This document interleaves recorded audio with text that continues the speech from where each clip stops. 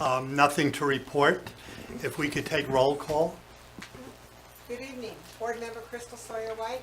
Present. Board Member Gary Hack. I'm here. Board Member Diane Gibson-Gray. Here. Board Vice President Deborah Vinson. Here. Board President Walter Rulich. Present. We'll start with the recognitions, teachers completing the teacher induction program.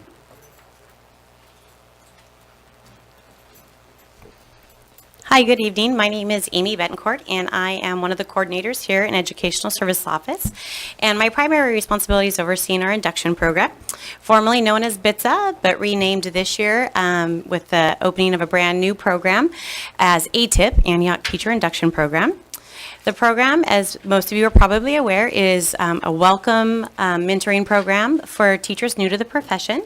Teachers come in with a preliminary credential out of their university and spend 2 years in our program in a mentoring-based environment where they work one-to-one with an exceptional veteran teacher to hone their teaching skills and practices.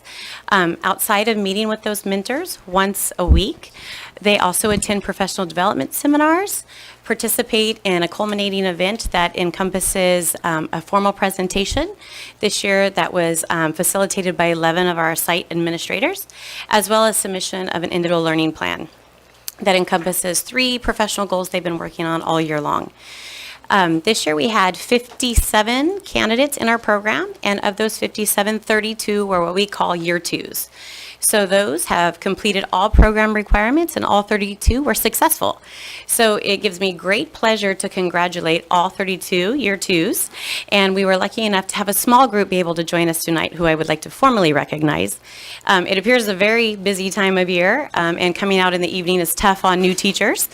All teachers, I should say. So, but I am very happy to welcome and introduce Catherine Sherwood. She is a SDC teacher at Belshaw.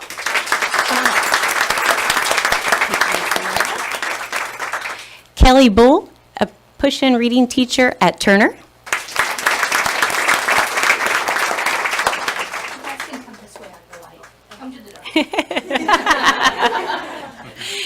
Marianne Grossman Williamson, 4th grade teacher at Marsh.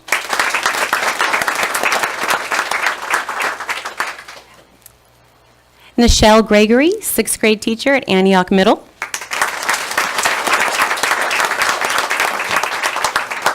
And Bruce Ellison, SDC teacher of the Community-Based Instruction Program at Deer Valley High School. These teachers work tremendously hard for 2 full years, not only becoming new teachers and being exceptional at what they do, but also completing the program requirements to earn their clear credential. So I congratulate them, and I'm happy to honor them tonight in front of you. Thank you.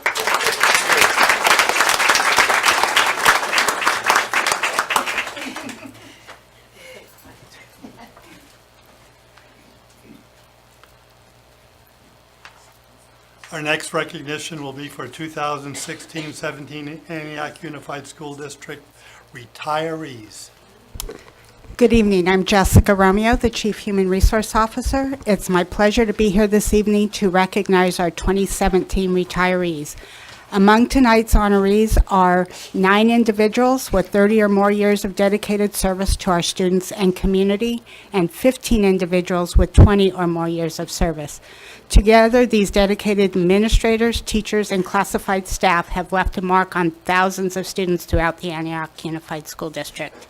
Although we are saddened to see these employees leave our district, we wish them the best of luck in the next phase of their life.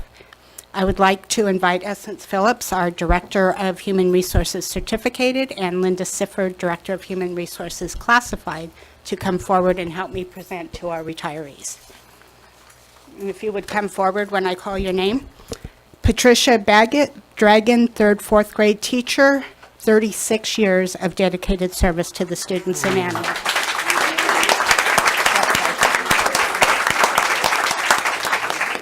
Karen Bartley, kindergarten at Grant, 21 years of dedicated service to the students. She's not here. Just put it aside if she's not here. She's not here. Next one in line. Bonnie Berquist, psychology at Bidwell, 11 years of dedicated service.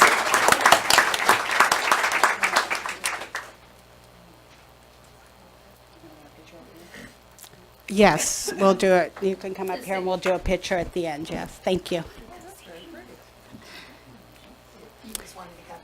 Phyllis Bradley Gunter, Site Safety Assistant at Live Oak, 28 years in the district.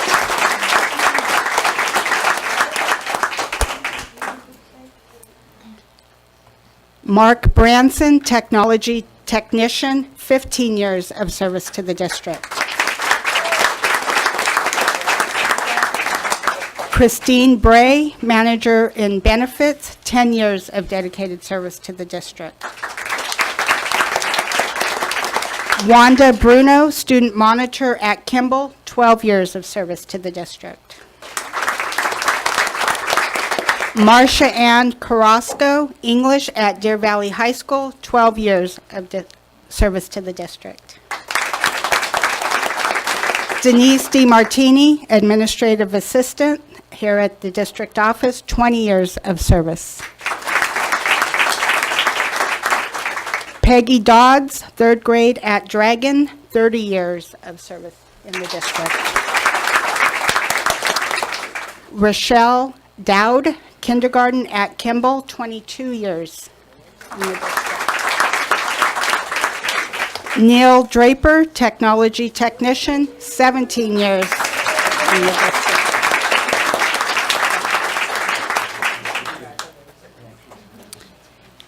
Gary Easterday, nutrition services warehouse operator, Central Kitchen, 10 years of service in the district.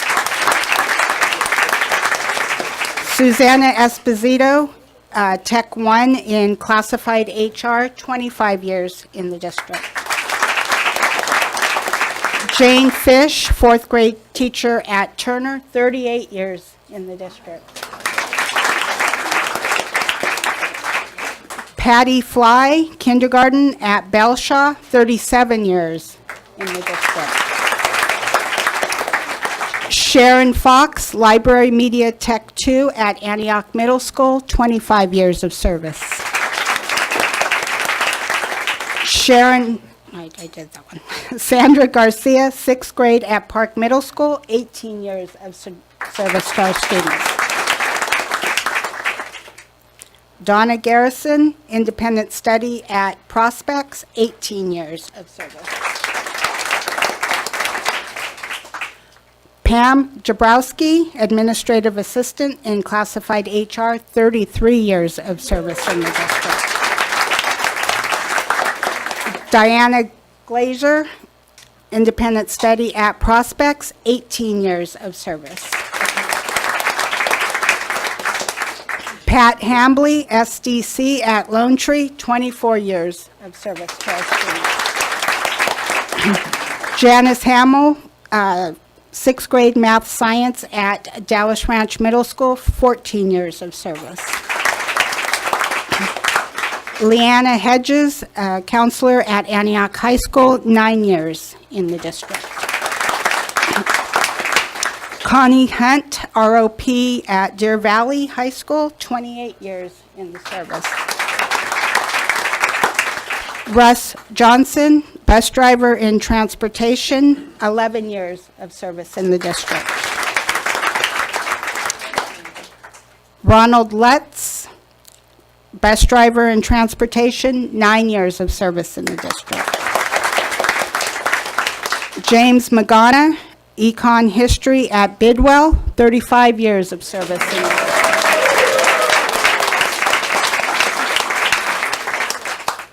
Ruth Maseko, SDC at Dozer Libby Medical High School, 12 years of service in the district.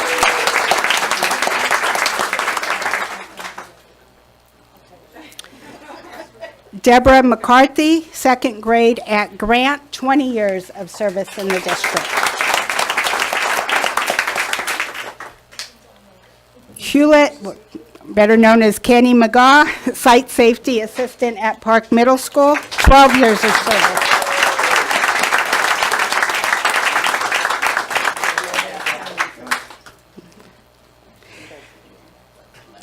Laura Milano, Nutrition Services Lead at the Central Kitchen, 18 years of service in the district.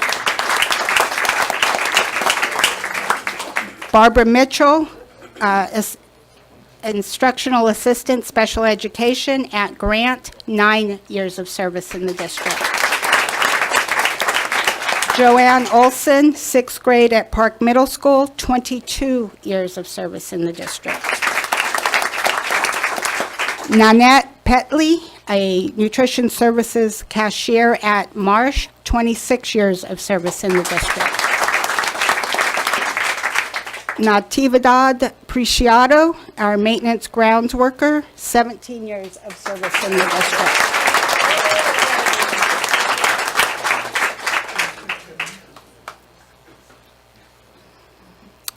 Judith Race Hopker, resource specialist at Park, 17 years of service in the district. Ricardo Rivera, head custodian at Mission, 37 years of service in the district.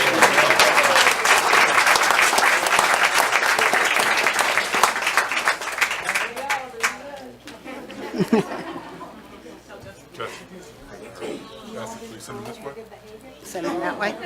Have them start going over here after.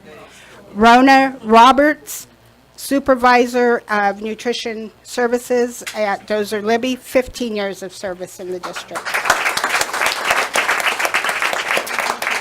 Sandy Sadler, Manager in Accounting, 30 years of service in the district.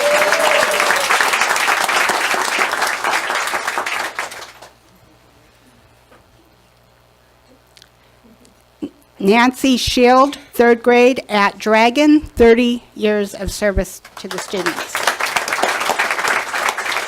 Sherry Snyder, 4th grade at Diablo Vista, 30 years of service to the district. Shannon Shahan, Instructional Assistant Special Ed at Turner, 9 years in the district. Christine Shoemaker, Student Monitor at Sutter, 21 years of service in our district. Martha Still Spellman, Administrative Assistant in Technology, 15 years of service in the district. Bernard Stevens, Health and Careers at Deer Valley High School, 16 years of service in the district. Suzanne Thomas, a Nutrition Services Cashier at Turner, 28 years of service in the district. And Deborah Torshia, 6th grade Math Science at Dallas Ranch Middle School, 20 years of service in the district. And I want to congratulate all the retirees as you move forward in the next phase of your life, and we would like to get a picture with you, and also hopefully you're over there, with the board as well, and then hopefully you could all join us on June 1st for the retirement party as well. Thank you. Okay. We can do that too. It works for me. Yes, and there is a reception out in the lobby. I apologize for not announcing that. The May 24th, 2017 meeting of the Antioch School Board of Trustees. We are recalling to open session. We had a closed session, and then we had some recognitions and a little celebration outside. If we could reconvene with a quorum. Good evening. Board Member Crystal Sawyer White. Present. Board Member Gary Hack. I'm here. Board Member Diane Gibson Gray. Here. Board Vice President Deborah Vinson. Present. Board President Walter Rulig. Present. Before we move to, well, let's do flag salute, and then I'll bring up a matter protocol. Ms. Sawyer White, could you lead us in?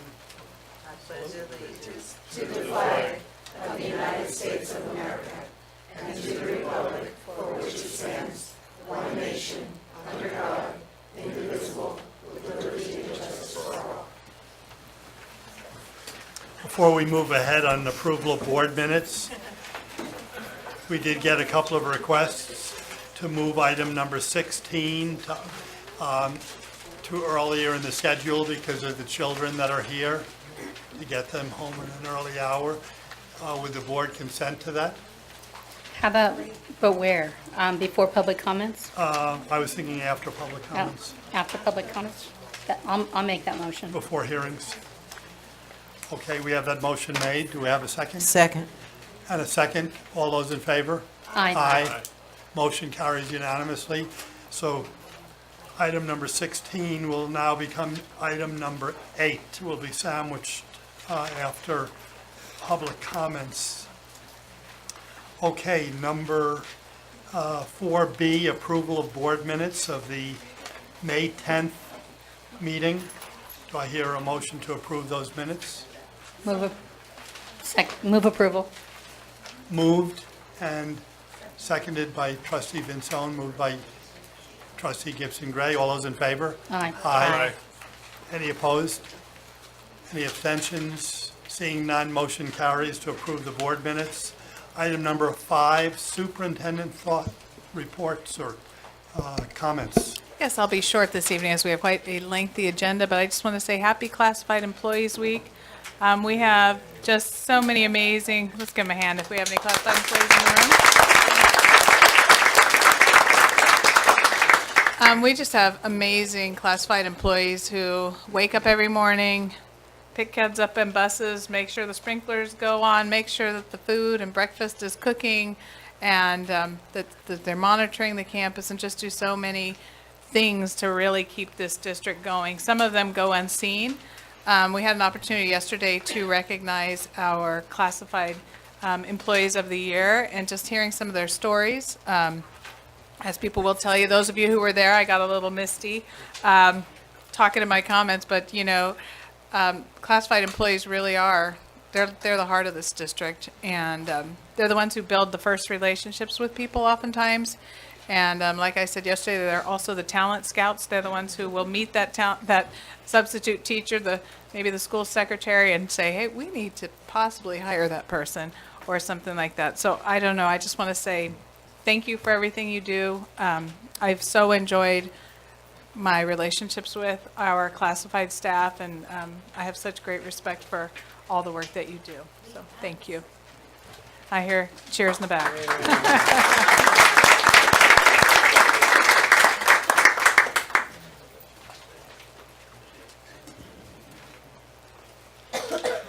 We will now move to what is usually called student delegate reports, but tonight there'll be recognitions because of the time of year.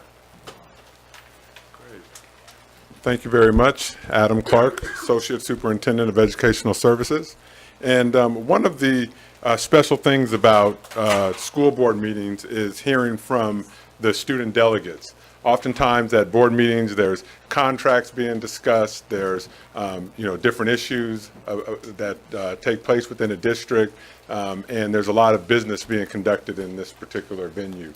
However, when we can get a glimpse from our students about what's taking place at the school site, it makes us all really feel re-energized about the important work that we do and how important this work is in supporting our students. And this year, we have had a fine group of students come out and share the things that are going on at their campuses that are not only important to them, but represent the entire student body. So tonight, we want to recognize our delegates and the alternates. And we also need to take into consideration that these students come here in the evenings when they have extracurricular activities going on and homework and other duties such as work.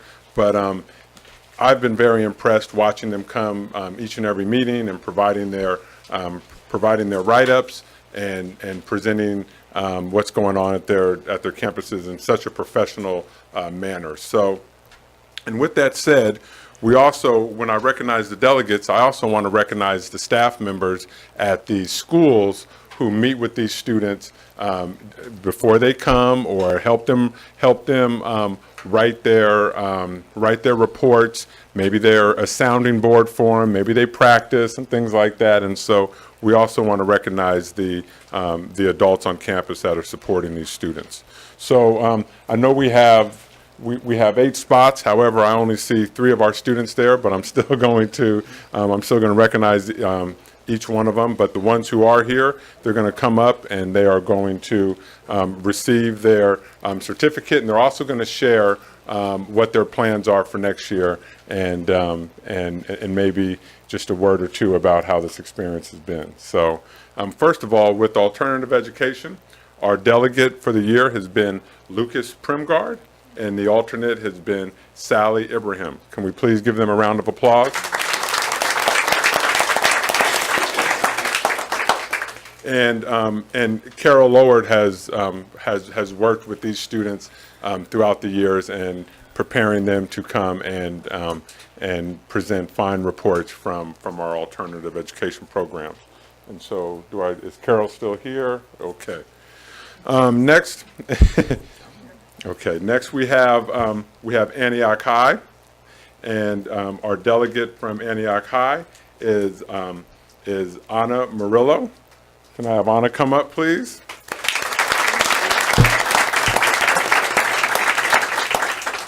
And Anna, I have to say I've enjoyed your reports, and here's a certificate. And if you could please maybe share with the board what you're doing next year. Absolutely. Okay, so I always come up and brag about where I'm going, but once again, we'll be going to UC Davis next fall. Yes, with a major in neurobiology, physiology, and behavior, and maybe a minor if I have time. I really enjoyed this experience. The biggest thing I took out of this is putting myself out there and actually building up my skills to talk in front of people, because that's always been a really hard issue for me. Even presenting in class was really difficult, but getting to have this experience really helped me, and now I love presenting in class. So thank you.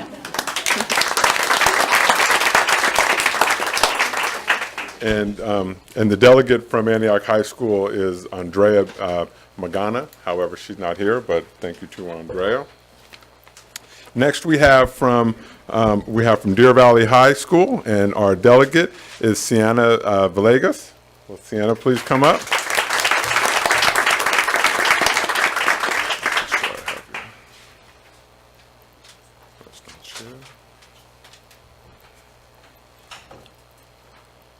Here you go, and will you, yep, absolutely. Congratulations, and please share a few words about next year. Hi. So, I guess when I first came, it was last year, and I did a poem for Relay for Life. And so when I came back to do the delegate reports, it was really interesting to see like the different aspect of presenting about the school. So it's been really fun to come. Everyone here always talks about how much of a drag it is for me to come, but I was like, oh, it's actually fun for me. So yes, next year I'll be studying pre-business economics at UCLA. So very excited. Thank you guys. And the delegate from Antioch High School is Andrea Magana. Oh, whoops. Yeah, I did that one. We're at Deer Valley. The alternate from Deer Valley is Scarlett Lopez. Please come on up, Scarlett. There you go. Congratulations. Share a couple of words about your experience. Hey, hi. Well, this is my first time actually coming here because Sienna is great and she comes all the time, so I don't have to come for her. But I wish I could have done this experience because it seems like so much fun, according to Sienna. But next year I'm going to LMC for 2 years and hopefully transferring and doing business management. So those are my plans for now.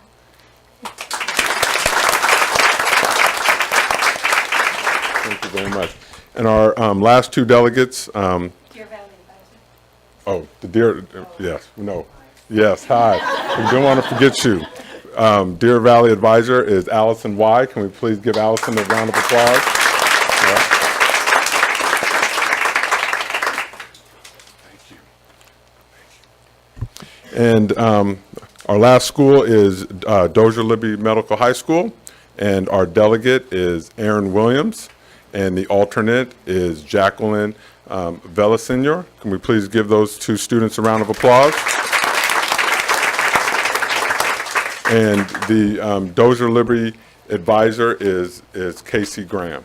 And I just want to close out that I think these three students and all of our delegates and alternatives really represent the fine things that are taking place at our schools.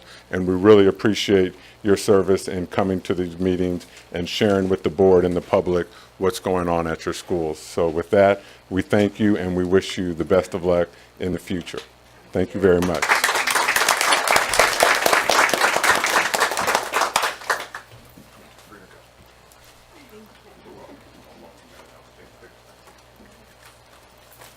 And that leaves open seating in the front. Thank you very much. It's been fun working with you. Best of luck.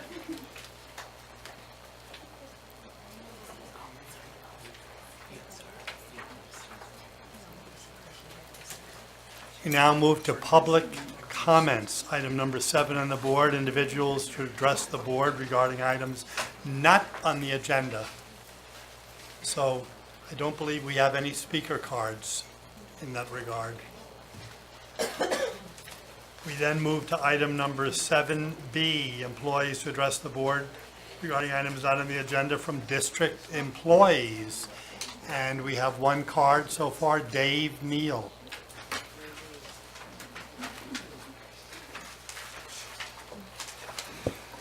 Good evening, Board. Thanks so much for giving me the time. I just want to come and say thank you. I know that's not said enough to leadership in so many ways. I want to say thank you to the district leadership and the district office as well. And I want to make a special thanks to someone that's been supporting me for 3 years in this restorative practices work. It's moving forward, and it's a lot of you who have done that, but this guy's my go-to, and that's Bob Sanchez. So thank you so much, Bob, for your support. And along with that, I just want to say that the LCAP committee in supporting it as well, the community members and our time together has been really exciting to see how this is developing. And in August of this coming year, this summer, August 8th and 9th, we'll be providing our very first restorative practices training for open up to kindergarten through 8th grade staff. Currently, we have a 45 member cap, participant cap. We now have 39 in less than a week. So I'm excited about the possibilities for that and how it's moving forward in the work to really help begin to change the culture here in a way. And just as a side note, to show how it's affecting community, I recently had a conference, a restorative conference with two families of girls that had fought. So it was an exciting thing for us to have that come together, but it turned out really, really positively. In that meeting, the families really wanted the other students who had kind of fed the promotion of the altercation, and I'm saying it in a nice way, the promotion of that altercation, they said those students weren't in the room and that bothered them. So I said, well, I can certainly get them here. And she said, yeah, we would like to speak to them. So I said, fantastic. So I got the kids together, family members came in, and the family members explained to them why this was so hurtful to them as a family, that they had really helped encourage this to happen where their daughters gone into this altercation with one another, and was really effective, really impactful. So it was really exciting to see that family members are now understanding and coming to me and asking, and students are now coming to me and asking, Mr. Neal, you need to get so-and-so in here because there's some mess going on and I need to talk to that person.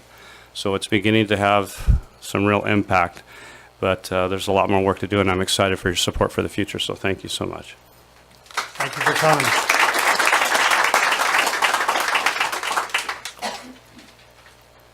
We now move to what was formerly item number 16, resolutions for second reading and actions. We're moving that up ahead in the agenda because of the children that are here. The resolution is a safe haven resolution. At our regularly scheduled meetings of April the 26th and May 10th, 2017, the Board of Education consider the adoption of a safe haven resolution. After further discussion and input, the following resolution represents the collective consensus of the majority of the board trustees. So having said that, before any board discussion and vote, as it's a voting matter tonight, we do have some public speakers. Christine Clark, followed by Deborah Polk.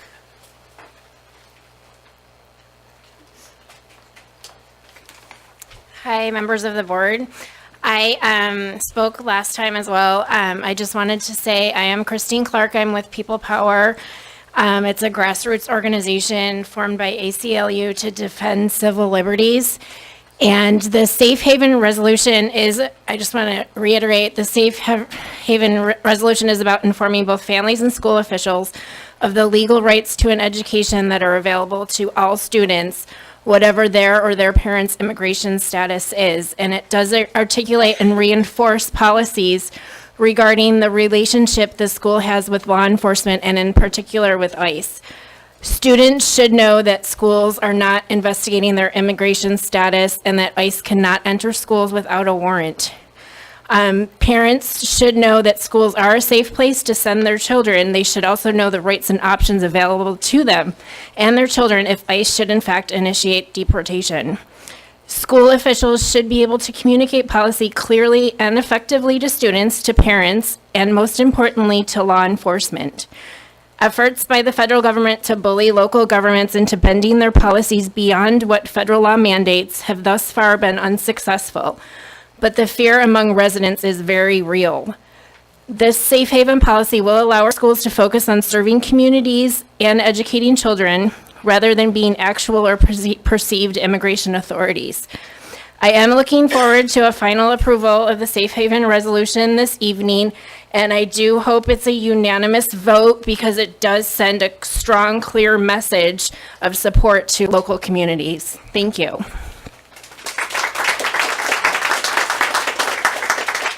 Deborah Polk, followed by Gloria Ochoa. Good evening. My name is Deborah Polk, and I am a member of ECRG and a resident of Antioch. I, too, have been before you. This is the third time this month. But that just reflects how important this issue is. I appreciate your efforts to date in establishing a meaningful safe haven resolution that's inclusive of all Antioch children. As a representative of ECRG, we strongly encourage each of you to vote affirmatively for this resolution. An affirmative vote by all would send a strong message of support to all students and provide much-needed relief to immigrant families. For the last few weeks, we have all spent a lot of time and energy discussing the development of this critical resolution. As Nike would say, just do it so we can move forward with other critical business of the district. Thank you for your time. Gloria Ochoa, followed by Evelyn Lopez. Good evening, board members. My name is Gloria Ochoa. I'm a member of the East County Regional Group. Today I come here to ask you to support the Safe Haven resolution for the sake of the immigrant children and their families. As we have mentioned to you before, a lot of these kids that As we have mentioned to you before, a lot of kids that attend the Antioch School District are in fear of being separated from their parents or bullied at school. The reason this is important for families with young children is so they all feel safe like any other race and don't have to be afraid of anyone or even from ICE coming to the school. We want children to feel safe when they are on school campuses and around their peers or anywhere else. Passing this policy will help with school attendance, and parents will also be so grateful that their children are in a safe place. For this reason, I ask you to please support the Safe Haven resolution. Let's get it done. No more going around on how to word it. Other districts have passed Safe Haven resolution. Let's do the same for our district. Thank you.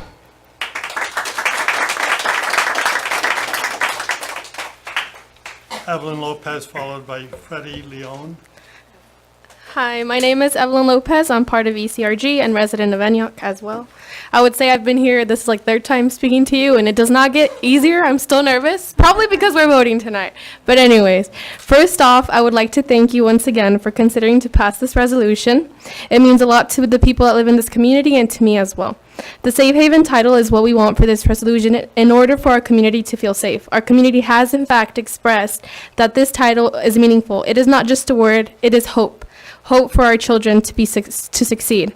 Why would you not respond to what will make students and families feel safe, especially because there's no reasonable reason not to?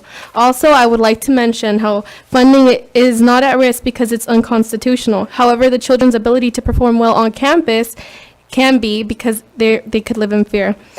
You have a moral obligation to help the students in your district you were elected to protect. We need this vote to happen tonight, and it's important that it's unanimous so that our community knows that you are all with us. Today, we do it for the children. They are the future.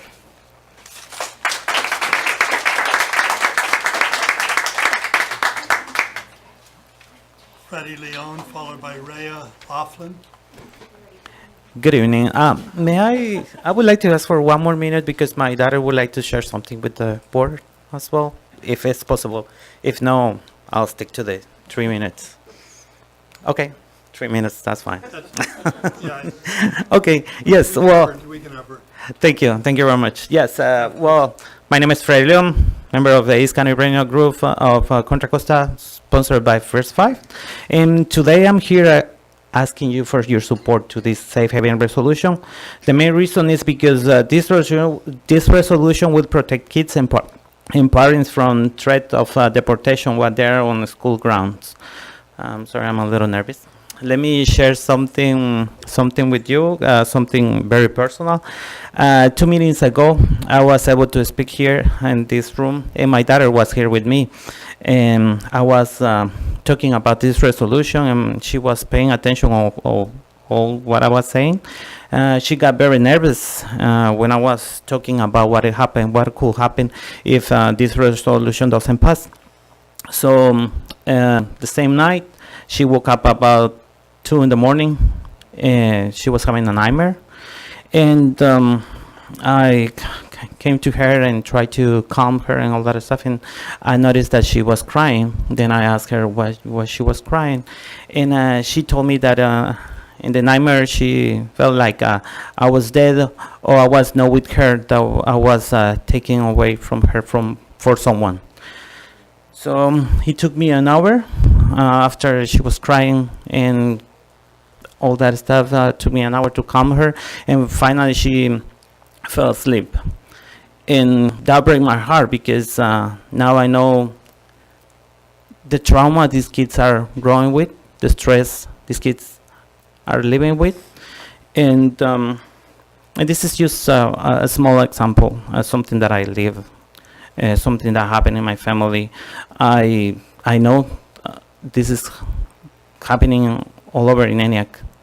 And today, that's why I'm here. I just want to keep talking and explain to you why we need to pass this safe haven resolution. It is very important for everybody. We know that this resolution not make any guarantees for any families, but this resolution will give a peace of mind to these kids and their parents. So please vote tonight for this resolution, but yes, we need it. We really need it.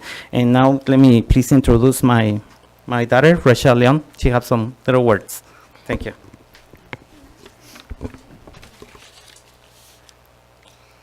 Good evening, board members and staff. I am from Mission Elementary School, and I would like to say a poem called I Am. I am Rochelle Leon. I wonder what to do. I hear birds chirping and wind blowing. I see my extraordinary family. I want to be a doctor. I am cool, nice, and I try to be a top student. I pretend to play with animals. I feel the gift of love. I touch what I want. I worry about my family's safety. I cry when I am sad. I am extraordinary. I understand you can't change your past, but you can definitely change your future. I say we can change. We can learn from our mistakes. I dream about changing the world. I try to do my best. I hope to be a shooting star. I am special, unique, happy, and fun. I am Rochelle Leon. Please vote yes to authorize this Safe Haven resolution today. Thank you.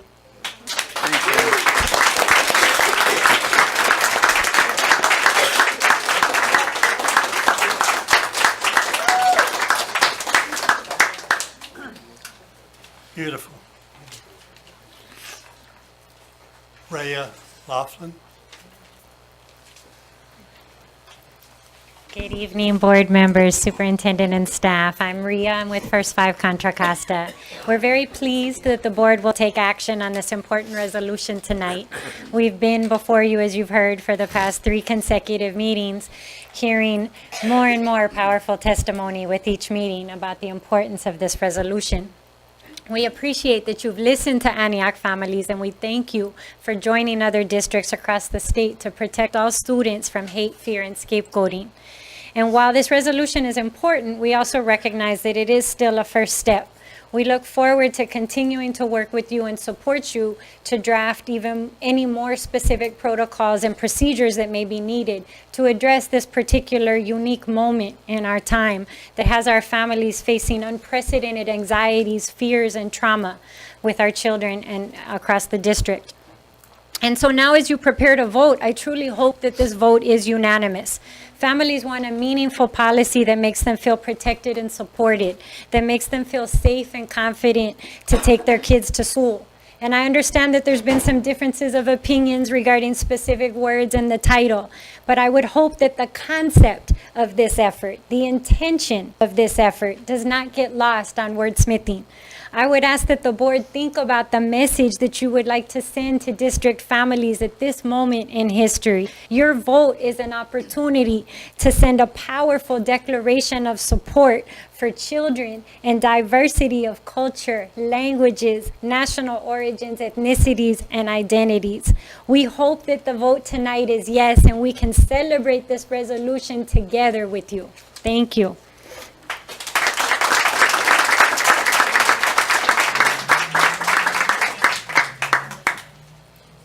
That appears to be all the cards that were turned in. We'll now take board comment for discussion.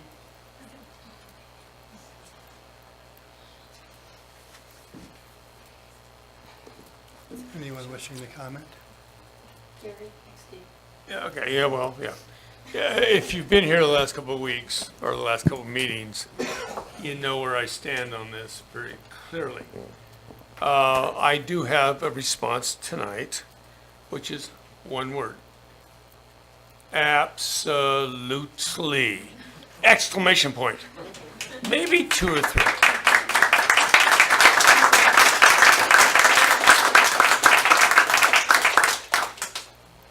Other comments? So, I ditto Trustee Hack's comments. I will say that I absolutely would like to see a stronger resolution. I know this is the first beginning. I'd also like to see a specific policy that does the how and the what for our campuses. I know San Francisco Unified went back and revised their resolution, and they also implemented policies that are very specific to what will happen in terms of staff development and also what would happen on our campuses. So I recognize this is just a beginning step. I will also say that there were some other changes that I wanted to see in this resolution that I don't see, but that will not prevent me from voting in the affirmative to pass this resolution. I do just want to say that, I would hope that in the future we'd fine tune this resolution. And so I would vote in the affirmative, but this resolution will be subject to revision. I just wanted to say that I believe that all children should feel safe. It should not be an issue, especially in the United States of America. As an experienced substitute teacher, parent, education teacher, I see how the children react when they are concerned if their parents are not safe or they can't feel safe at home. And that's an issue because the child can be traumatized. to the point where they can't succeed academically. And then it becomes a domino effect where the teacher tries to intervene, the parents try to intervene, and I just think that no child should experience this. So my vote is yes.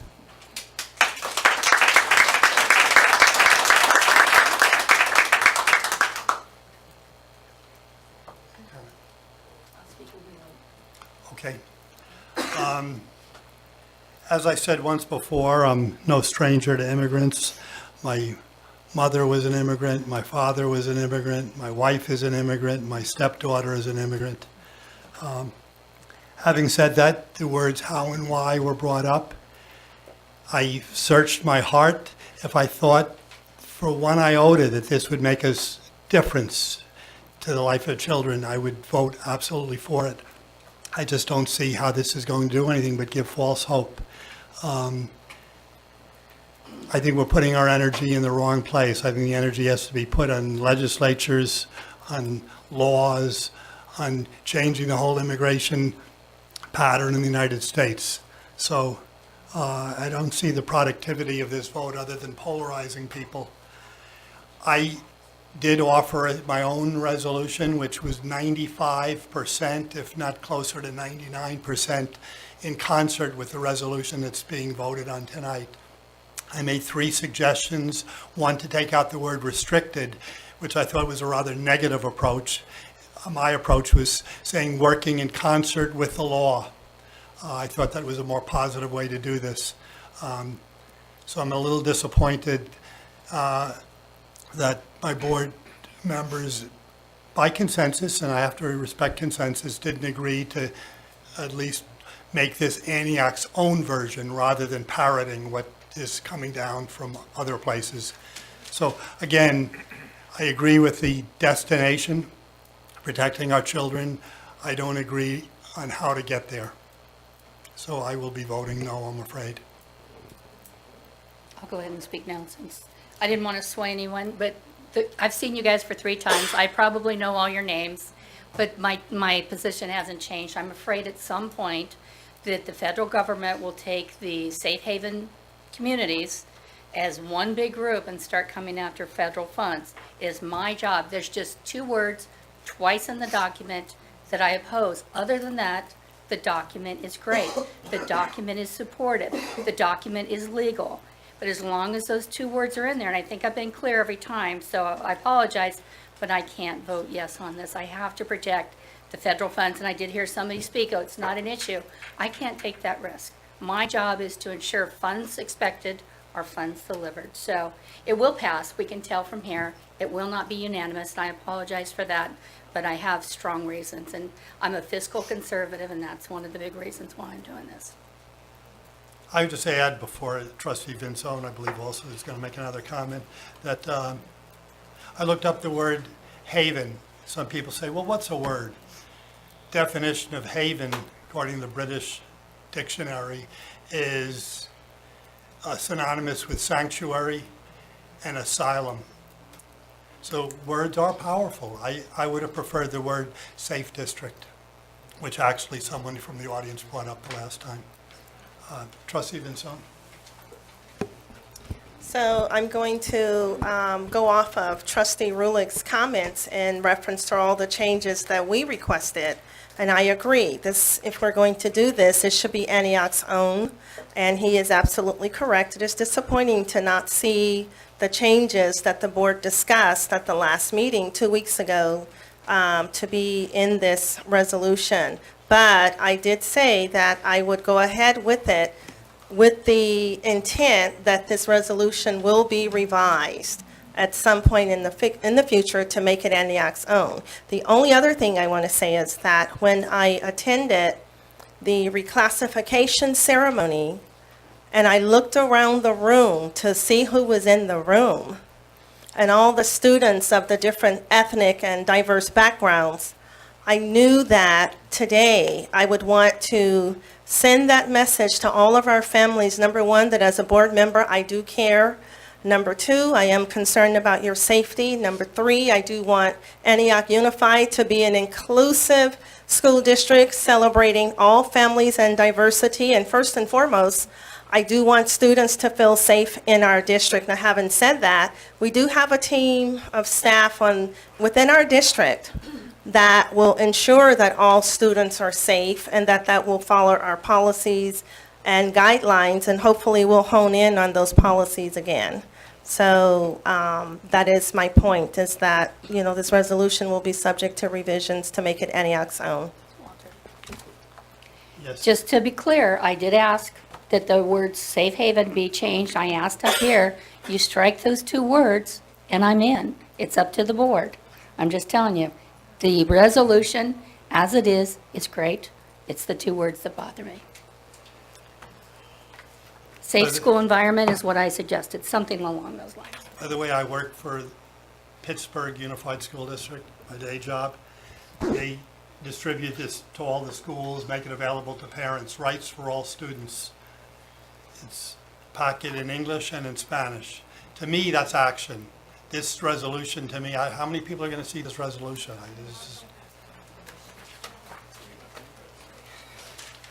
But I do agree, it's important to the families. I just wish I could vote for it. So with that, motion? Okay, did someone make a motion? I make a motion to approve. Motion from Mr. Hack, Second. second from trustee Crystal Sawyer White. All those in favor? Aye. Opposed? Aye. Aye. 3-2, motion carries. Passes. Motion passes, congratulations. Thank you for coming. We appreciate your resolve to come 3 times. That's quite an effort and shows a lot of earnestness.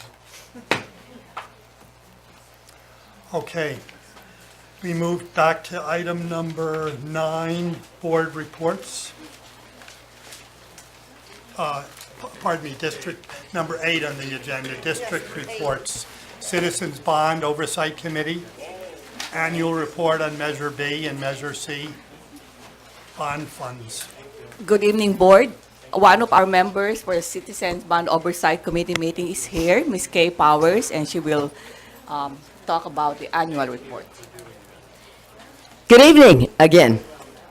I'm here again because our chairman is at a swimming event this evening, and she sends her best, but her swimming commitment is a lot more important than one of us appearing in front of you. So I won again. How lucky can I get to see you lovely people again? Except for Bob Sanchez. Come on, Bob, you gotta retire, dude. I'm sorry. I have to harass him. If I don't harass him, we have to have a little comedy in the room. But I must quickly, off subject for 3 seconds, I was privileged to present Kiwanis scholarships at Antioch High School the other evening and at Dozier Libby. And then a little comedy was the fact I told the students at Dozier Libby that Scott Bergerhaus is an Antioch High School graduate, as am I. I didn't say what year, though. All right, looking at what's on the board here, we're reviewing what's with the Measure B and the Measure C funds. And since you have it on your computer, we can quickly go through this and see how well we're doing and how well the high school is doing. And I do believe everything is moving fairly smoothly. There's been a few hiccups, but as in any time you're doing construction, and I have built homes, believe me, there are hiccups. But at the moment, many of the things are going well. I've been on the campus several times. And of course, our big issue has been, and we've said this for the last 2 years, the swimming pool, the swimming pool, the swimming pool. We want to make sure that funds are protected for that new school, that new pool, I mean. And so hopefully we will be there. I'm sure Javiv was going to watch very closely that we watch our dollars. And I'm so old, folks, remember the things our grandparents said? Watch your pennies, and the dollars and pounds will take care of themselves. So any questions as we slip through this from any of the board I hope you have an opportunity to go over to the school, take a look at it. The school is coming to a close, and hopefully all will go well as we transition through the summer into the fall, and they are going to try and start in the pool, I believe. That is the projection. But the DSA, waiting for the architects from the state, apparently is not as simple as it seems. So things get delayed because they get delayed because apparently there are hundreds of schools trying to do the same thing. Any question from us on the committee? We honorably serve our community. We are all members of the community, obviously, as are you. So, any questions? My question in regards to the progress of the cafeteria? Yes. Is that still, what is the status in regards to completing the cafeteria? Yes, from what I'm seeing, if you have any questions further than that, Javiv can answer that, but I'm watching it, and things seem to be going well. What's the timeline for it? Can you just give us like a, There is a spreadsheet if you use Jill, Right. that gives all that milestone timeline. Yes, that'll give you new cafeteria building in construction, the beginning to frame, and they've cleared the area. And so if you have a spare moment, take a ride over there. Parking's a bit interesting, but don't go at when the kids are coming and going from school, is what I suggest. Otherwise, you can walk on in, check yourself in the main office, and they'll gladly give you a tour, I'm sure. The swimming pool, as I said, we're waiting on approval from the DSA, the architects. The mitigation on the traffic study, I was not pleased personally, but I understand there's a problem that we can't not close that street. I would love to have seen it close from 7:30 to 3:30, but apparently it's just, the way the bus situation is and the way the maintenance yard is, it's just not a great thing. Now, for your history buffs, I must throw out a quick history thing.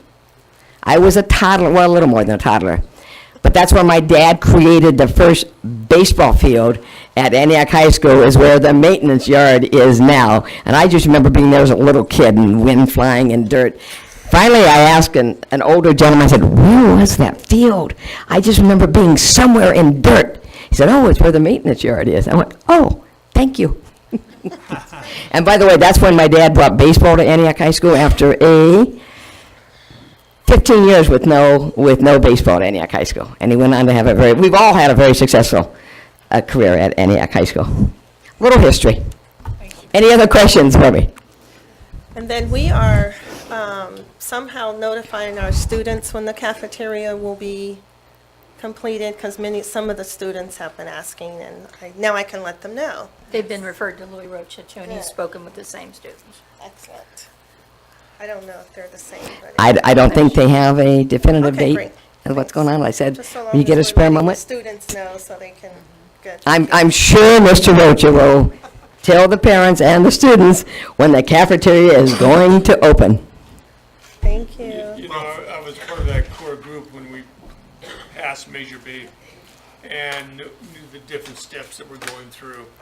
And I said from day one, those kids who were in 5th grade when it was passed, they're going to see the Yes. full results, because the other ones are just in transition through. That's true.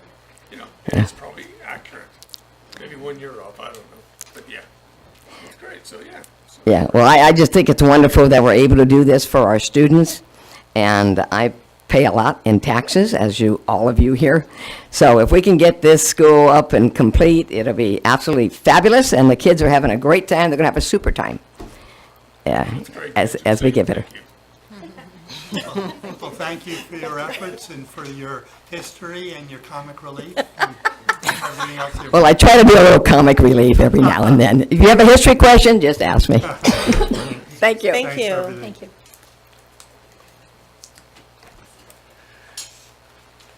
Item B, Governor's May revision and district budget assumptions for 2017-18. Ms. Santa Maria? Good evening again. I'm gonna present to you some brief information about the May revise. We, in Fiscal Services and the Superintendent's office, attended the Governor's May revision budget workshop sponsored by School Services of California. So overall, the May revise really represents considerable improvements in funding compared to the January proposal. For instance, for Prop 98 funding, it's now increased to 74.6 billion minimum funding level, the increase of 1.1 billion from the governor's January budget proposal. So that's a good thing. Now, for the local control funding formula, there's a 20.3% increase in gap funding over the January proposal. The May revision proposes more than 1.4 billion for continued implementation of the LCFF, which means $661 million additional revenue over the January budget proposal. The new funding is estimated to close the gap between the 16-17 funding level and the LCFF full implementation to 97%. In the past 5 years, 93% of the gap had been closed, and then for the 17-18 fiscal year, it is anticipated to be 97% closed. The May revision also proposes an increase on the cost of living adjustment from 1.48% in January to 1.56%. The COLA is applied to the LCFF base grant target rate. Also, the other categorical programs that are outside of the LCFF are also receiving COLA, and they are the special ed, the foster youth, and the child nutrition programs. Now, there's this thing called discretionary funds. Last year, we received a one-time funding discretionary fund, which the governor said would offset the amount that they owe us from the mandated cost claims. This year, he's saying that there's also another discretionary fund, an increase of $125 per ADA from the January budget. The proposed budget in January says $48 per ADA. Unfortunately, however, the funds will not be released until May 2019. So, for School Service of California, we shouldn't book this in the budget for 17-18. So it's like a parent telling the kids, okay, I'm gonna increase your allowance, but oh, I don't have money for that right now. I'm just gonna give it to you about 2 years from now. So what are our budget assumptions for 17-18? Let's look at the revenue assumptions first. For the local control funding formula, there's a net increase of $508,000 between the 16-17 actual funding and the 17-18 proposed budget.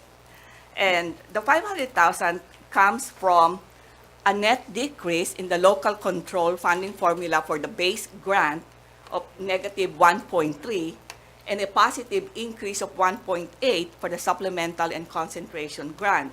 I want to emphasize that the decrease of the 1.3 is due to the drop in the enrollment. That's the impact of 558 enrollment drop from the 16-17 fiscal year. Now, there are levels of target funding by grades. For grades K to 3, the COLA equivalent is $110. So funding increases from $7,083 to $7,193. Grades 4 to 6, COLA of $112. Grades 7 to 8, $115. And grades 9 to 12, $134. For the lottery, there is no proposed increase from 16-17. It stays at $144 per ADA. And for the Prop 20 lottery money, it's still $45. And then again, as I've mentioned about the one-time discretionary fund, we're showing zero on the 17-18 because, as I've said, the money will not be received until May 2019. So we're not booking it as a budget. In essence, we are decreasing the budget from last year's actual of $3.4 million. So we're not seeing that amount for the next year. For the unduplicated pupil count, we're staying at 72%. these are the targeted number of students or percentage of the student population that are eligible for the supplemental and concentration grant. And then the CBED's projected enrollment based on the Decision Insight demographics study is 16,750 for 17-18. And this equates to a decrease of 176 students because this is enrollment.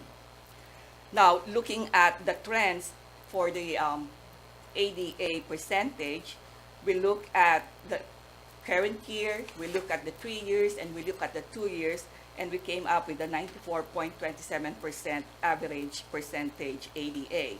So for the estimated enrollment of 16,750, the average ADA would be 15,790, which is a decrease of about 159 ADA and an increase of 0.04% in terms of percentage.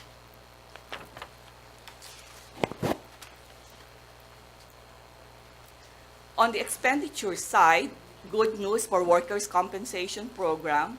Our rates are decreasing in 17-18, so from 3.754% last year to 3.158%. So this is an increase of about 0.596% in terms of our fund balance. Unemployment insurance stays the same, Social Security stays the same, and Medicare stays the same. Unfortunately, however, the CalSTRS, the STRS rate is increasing from 12.58% to 14.43%, or an increase of 1.85%. And then CalPERS is 13.88% last year, but for 17-18, it's going to be 15.53%, so an increase of 1.643%. So these two items are a big hit, a big dent on our fund balance numbers. Step and column stays at 1%. And then for the medical insurance, based on the result of negotiations, the single party stays the same at 11,736. Two party was increased to 16,080 or $480 per year. And then for the family, 3 or more, is going to increase to 19,020 or an increase of $720. The OPEB, the other post-employment benefits, stays the same at $1,547. I attended the EBSIG meeting. EBSIG is East Bay Schools Insurance Group. That's our JPA. We are a member of that. And the premiums are going to decrease from 1.449 million to 1.434 million, a decrease of 14,480. So that's still a good thing. And then for the refuse, water and sewer and electric and gas, there's an anticipated increase in the budget of $50,000, $50,000, and $200,000, respectively. So, any questions on the May revise, comments?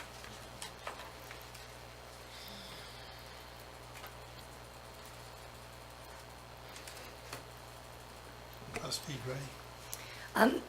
Thank you for the report. Just for processes next time, if we could have the money and numbers.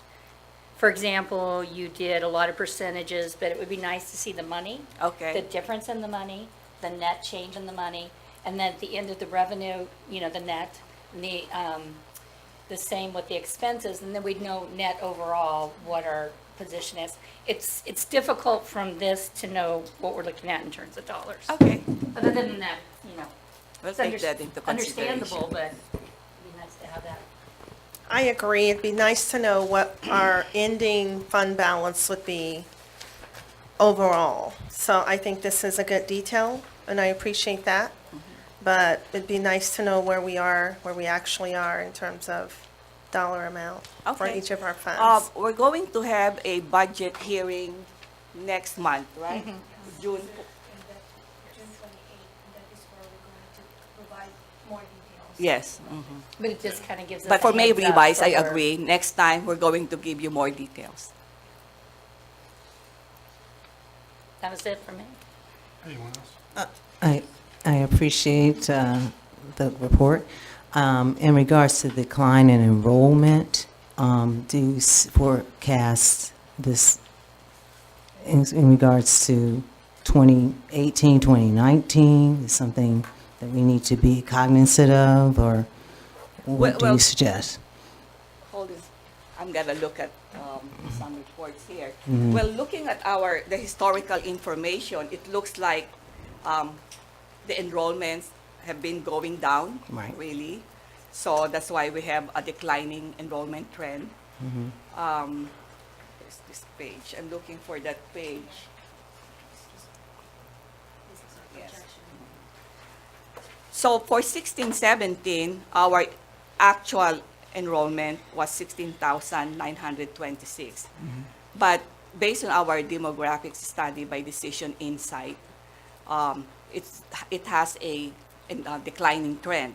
We're using the moderate trend because there's moderate and conservative. Conservative is way too low, and we don't believe that that's realistic. So we adopted the moderate. For the moderate trend for 17-18, we're seeing a negative 176, and then 18-19, 230, and 19-20, 216.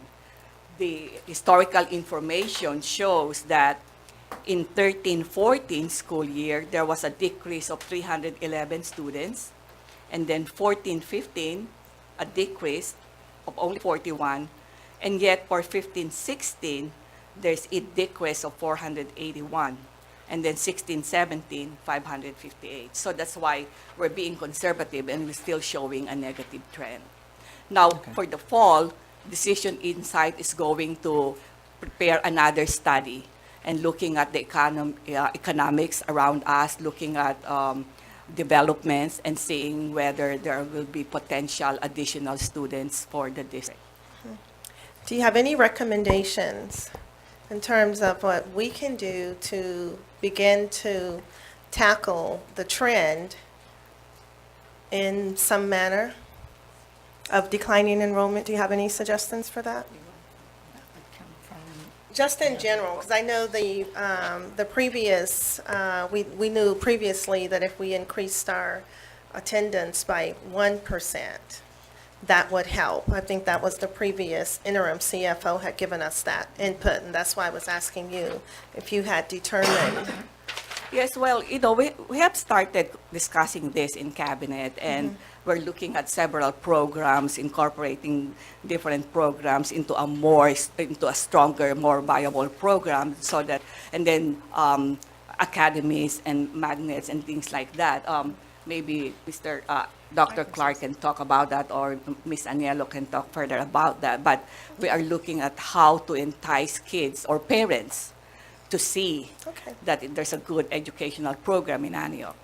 Okay, so you will be bringing that to us at some point. And a lot of this, we had this report 10 years ago. Right. It's been expected to happen based on the birth rates. But I guess I'm a little, not too optimistic, but having gone 400, 500, then just 154, that's quite a difference in loss. And then hopefully we begin to trend up.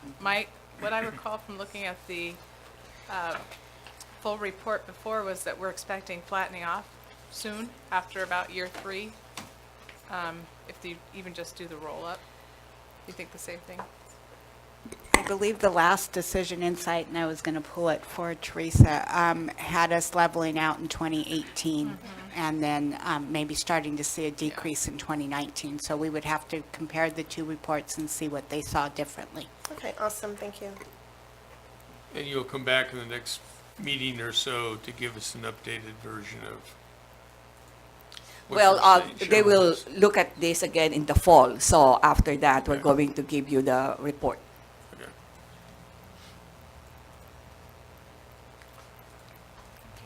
Okay. Okay. Thank you Thank very you. much. We now move to item number 9, hearings. I'd like to open the public hearing and ask staff. I believe that'll be Adam Clark, Mr. Clark, to make an introduction to this subject. Yeah, so we brought this, brought this at our last meeting as an informational item, and this is our MOU with Los Medanos College, and it's our, it's per the AB 288 College and Career Access Pathways, which we call our CCAP Partnership Agreement. And so we need to hold a hearing before moving forward on this particular item. So If anyone in the audience would like to speak to this matter, please come forward and do so now. Seeing no one coming forward, I will close the public hearing. Life were always that simple. Item number 10, public presentations. We have none. We move then to item number 11, consent items. Anything to be pulled, questioned, abridged? We do have a revision on II and JJ, the certificated and classified human resources that are on the podium in front of you. II and JJ. I have a revision on X. The amount of reimbursement from E-rate is noted as 80%, but it is at 20%. But we factor in 100% of the cost at all times. So just want to make sure that's clear. And then I sent some late questions. Were you able to get to those? Okay, let me check. Maybe I don't have to pull it. Well, while she's looking, I'm just going to give you a comment on the purchase order report. The PO increases for ratification. You have Synergistics and Danish Wolver. It's the way it's written. It has a PO number, Synergistics, and an amount, then it has an increase, but it doesn't say total underneath the PO number. So therefore, it looks like it's another one. Same thing with Dennis Wolver, Kelly. Either don't total it or write total. Yeah. Because otherwise, I'm going to say, what in the heck is going on? Yeah. Which I did, by the way. We also discussed one of the headlines being a bit misleading that says POs under the superintendent's signing authority, because many of those POs are actually from contracts that were approved by the board. So we're going to talk about ways to revise it, so it's just generally more understandable and And transparent. cleaner, because we don't need Yeah. to approve those that are Right. approved by contract. Yeah, it's in the formatting and, Right. headings. Right. But you should have seen me have my heart attack. Did you have anything you needed? Okay, thank you. Okay, nothing else to be pulled? I move approval for all the consent items. With the revisions? With revisions with glee. Yes, revisions II, JJ, and X. Yes. So I hear a motion so we have a motion. Do I have a second? Second. Seconded by trustee White. All those in favor? Aye. Aye. Any opposed? Any abstentions? Consent items carries. And I want to credit the board, this was the longest. I mean, we were in double-digit alpha, and I was thinking I'd be here till 10 o'clock tonight. So I'm very thankful to the board for the early questions and the passing of the consent calendar. Item number 12, action items, disclosure and ratification of the tentative agreement between AUSD and Antioch Education Association for 2016-17. Good evening. In front of the board this evening is the summary of the tentative agreement with the Antioch Education Association. AB 1200 and the government code required that we disclose the provisions of the collective bargaining agreements before the board gives final approval to the agreement. AB 1200 also requires that we submit them to the county for approval, which has occurred, and the county did give us a letter approving our tentative agreement, which says that we can afford it this year and 2 years out. I want to take the opportunity to publicly thank the bargaining teams on both sides for working collaboratively in reaching this decision or this agreement, and I would ask the board to approve it this evening. can we do A, B, and C all together? Sure. B, I want to thank classified bargaining units as well. That's the only difference. Keep rolling. And they've worked extremely well to get this done. The financial, as far as the salary increases and medical, are identical. I'm also asking the board to approve for AMA, which is the salary schedule for administrators, not counting your cabinet members here. Those would be separate contracts that would go forward. This is just your principals, directors, classified management. So I would ask the board to approve all three. Because they fall under the Me Too. We don't have a formal Me Too. We do have something that For has eight been years practiced I've been in this here, district for many years and is a good practice for our administrators. They work just as hard as our teachers and our classified. I'll make that motion. Okay, ABC, how nice. And I- Motion made by trustee Hack. And I will second with a thank you to all parties at the table, which include you, Jessica, and the bargaining units. When I first came here, it wasn't easy, so I really appreciate everything you guys have done to make it a nice process. Really appreciate it, all, one and all, so thank you. We have a motion and a second and a note of appreciation. All those in favor? Aye. Oh, yeah. Any opposed? Motion carries unanimously. Okay. And we have a speaker, Valerie Luke. Oh, sorry. on- Do you want me to take back my vote? She specifically asked to speak afterwards. Oh, okay. Afterwards. Yes, afterwards. Okay.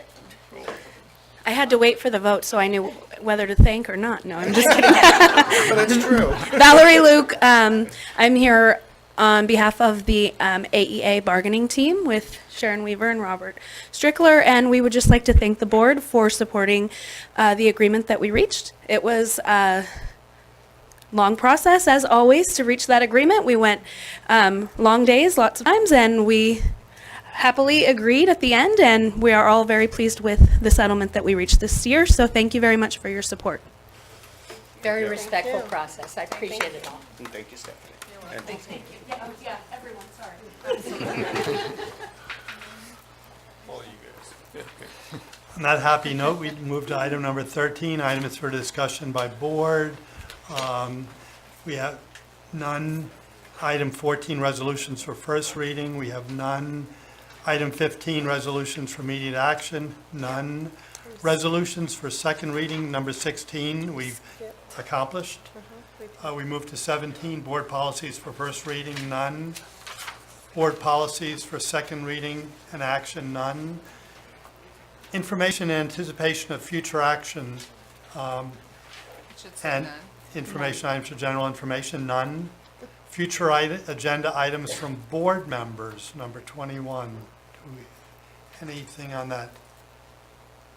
So I just want to clarify, previously, I think a couple of board meetings ago, I requested that we have a retreat, and I did not mean a retreat per se with the board members.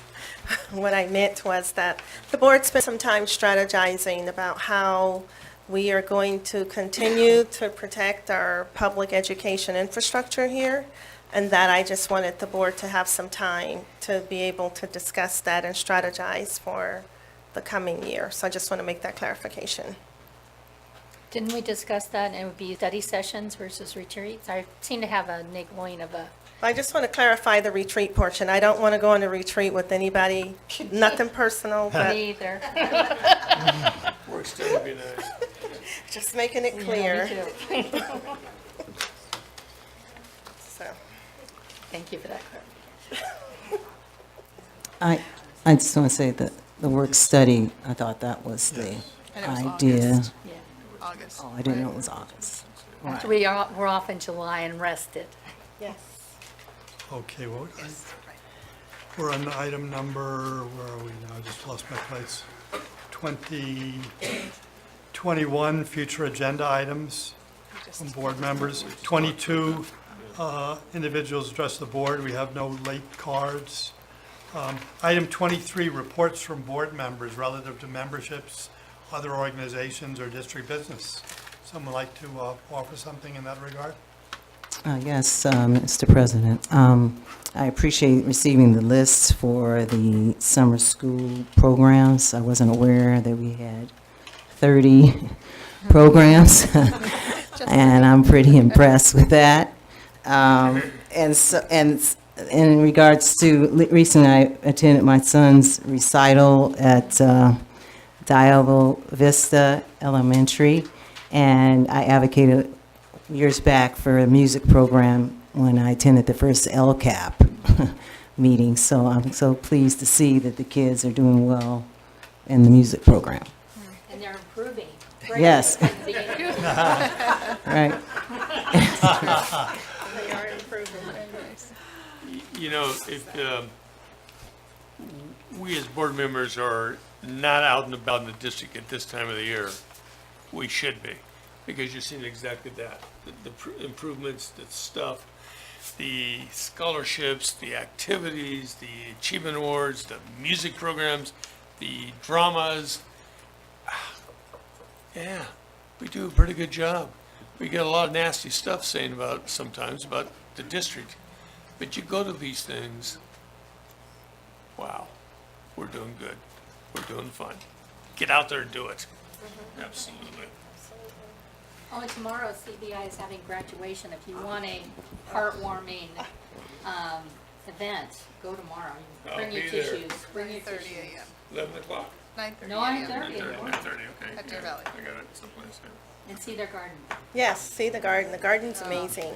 So I just want to say I ditto Gary's comments. I think everything is all about the students. It's all about the children in the district. And I think that there has been so many improvements from Mr. Whitener with the band, Mr. Ting, all of the performances and plays by the students. And it was amazing to see the reclassification ceremony. I think it was standing room only in the multi-purpose room at Antioch Middle. And so just appreciations all the way around. And the garden at Deer Valley High School, man, that garden has really come along. Just amazing work that's happening by the community. And I think the Scouts, I think the Boy Scouts took on a project over there to build a greenhouse. And that's really coming along nicely. So lots of good things happening in the district. And I just want to give a special shout out to Sydney Page and donors out of San Francisco for donating 250 backpacks to our students for Turner, Orchard, and Marsh Elementary. And so I think that some good things are happening and some good things will continue to happen for our students. So good stuff. I was able to visit Marsh Elementary and saw Deborah over there, and it was really something to see the kids walking into the room, just eyes big as saucers, looking at all the backpacks and getting to choose them. It was really kind of a thrill. No plug intended, but East County Today has an article, I believe it's out already, on Deer Valley's award as an honor school. Is that what was the exact It's a title of state that? honor, and State- also Dozier Libby. Both those schools state honor roll. So check that out. Just a lot, Deer Valley gets a lot of, bad news, that undeserved. So great school.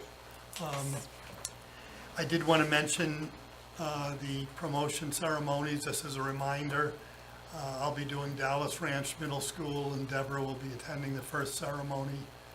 Park Middle School will be Gary, Antioch Middle School Diane, and Orchard Park Deborah. That's on June the 7th. On June the 8th, Gary will be at Black Diamond Middle. June the 9th, Deborah and Gary will be at Dozier Medical at 8 o'clock. And myself, Diane, and Crystal will be at Antioch High at the same time. Those two ceremonies are simultaneous. So, we can pass this around if anybody needs to grab that. I can send reminders. You can send reminders, that's great, thank you. I got it, but I'm sure. And thank you for moving up the ceremony so that we're not sitting at Black Diamond at 10:30 Yeah. under the sun. I almost died. It is, yeah.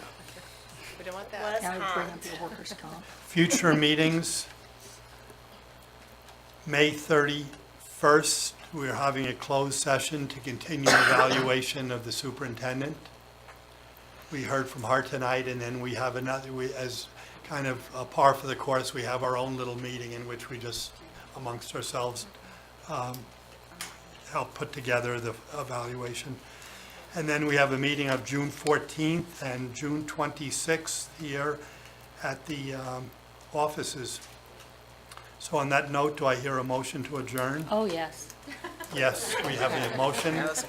Second. Second. Yeah. All those in favor? Yes. Aye. You too. Thank you, everyone. I wouldn't even want to retreat with my husband. 14th and then 31st.